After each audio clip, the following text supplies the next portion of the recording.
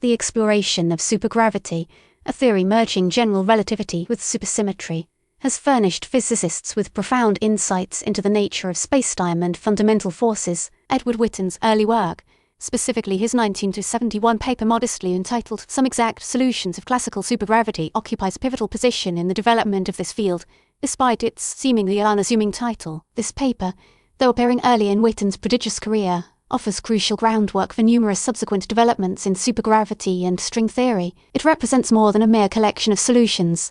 It lays a subtle foundation for the field. Before delving into the specifics of Witten's contribution, one must understand the intellectual landscape from which supergravity emerged. General relativity, Einstein's revolutionary theory of gravity, describes gravity as a manifestation of the curvature of spacetime. However, it stands in stark contrast to the standard model of particle physics, which describes the other fundamental forces: electromagnetism, the weak force, and the strong force as mediated by quantum fields. A central challenge in theoretical physics has been to reconcile these two seemingly incompatible descriptions. Supersymmetry, proposed in the 1960s and early 1970s by physicists such as Julius Wess, Bruno Zumino, and Pierre Ramond, introduces a symmetry between bosons, particles with integer spin, and fermions, particles with half-integer spin. This symmetry, if realized in nature, would imply that every known particle has a superpartner with different spin statistics. Supersymmetry offers a potential solution to the hierarchy problem, which asks why the Higgs boson mass is so much smaller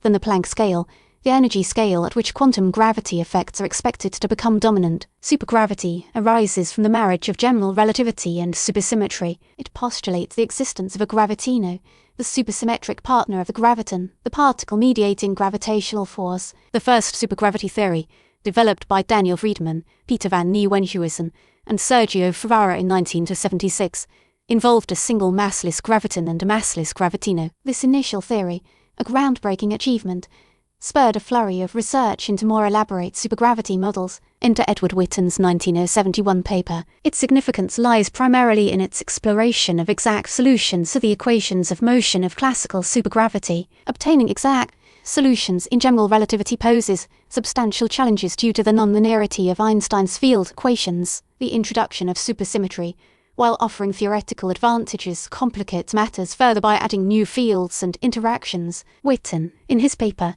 demonstrates a mastery of both general relativity and supersymmetry, employing sophisticated mathematical techniques to find solutions that exhibit non-trivial feats. Specifically, Witten's work focused on solutions possessing certain symmetries, such as spherical symmetry and axial symmetry. These symmetries simplify the equations of motion, allowing for analytical solutions. However, the solutions themselves are far from trivial. They describe the behavior of gravitational and supergravity fields in the vicinity of massive objects, such as black holes, or in cosmological settings. The solutions obtained exhibit subtle interplay between the gravitational field and the fermionic fields arising from supersymmetry. The mathematical techniques employed in Witten's paper involved a combination of differential geometry, tensor calculus, and spinor algebra. He utilized coordinate systems adapted to the symmetries of the problem and employed ansatzes, educated guesses for the form of the solutions, to reduce the complexity of the equations. Furthermore, the paper employed differential forms for the manipulation of fields,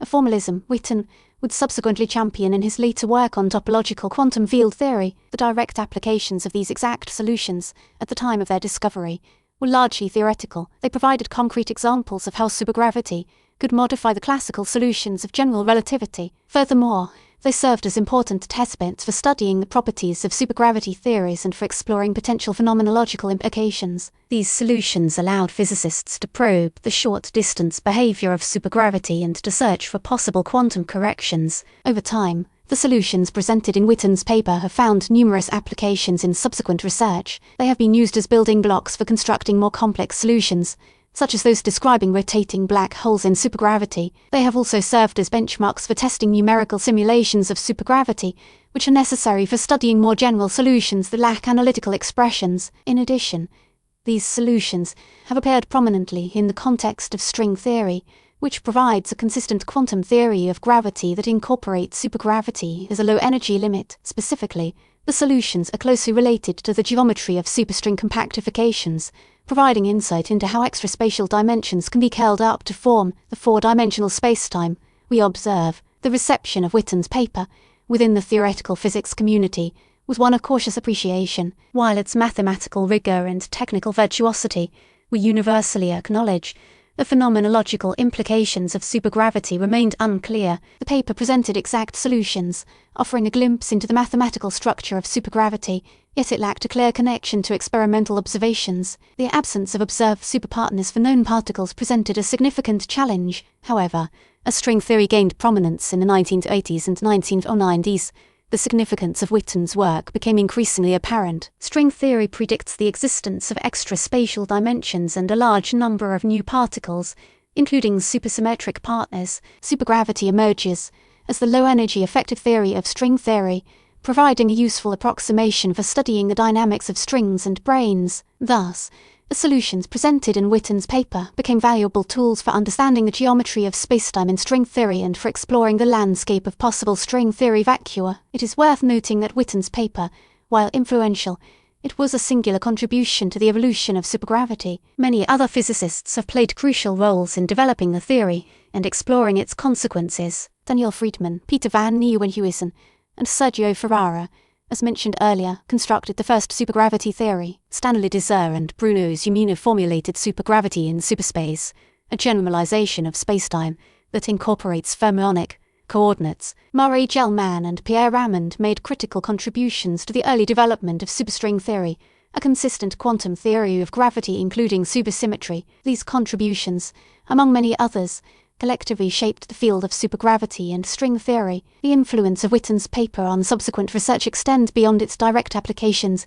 The supergravity and string theory, his emphasis on exact solutions and mathematical rigor has inspired generations of theoretical physicists to pursue similar approaches in their own research. His work has demonstrated the power of mathematical techniques in extracting physical insights from complex theoretical models. Furthermore, his ability to connect seemingly disparate areas of physics, such as general relativity, supersymmetry, and string theory, has served as a model for interdisciplinary research. One can reflect on the apparent modesty of the paper's title, Some Exact Solutions of Classical Supergravity. A more flamboyant scientist might have chosen the title conveying greater drama befitting the paper's profound impact. However, the understated title reflects Witten's characteristic intellectual humility and his focus on the core mathematical content of the work. It is as if he was saying, "Here are some solutions, judge them on their merits." And indeed, the solutions have stood the test of time, continuing to inspire and inform research in supergravity and string theory decades later. Furthermore, the paper serves as an early example of Witten's uncanny ability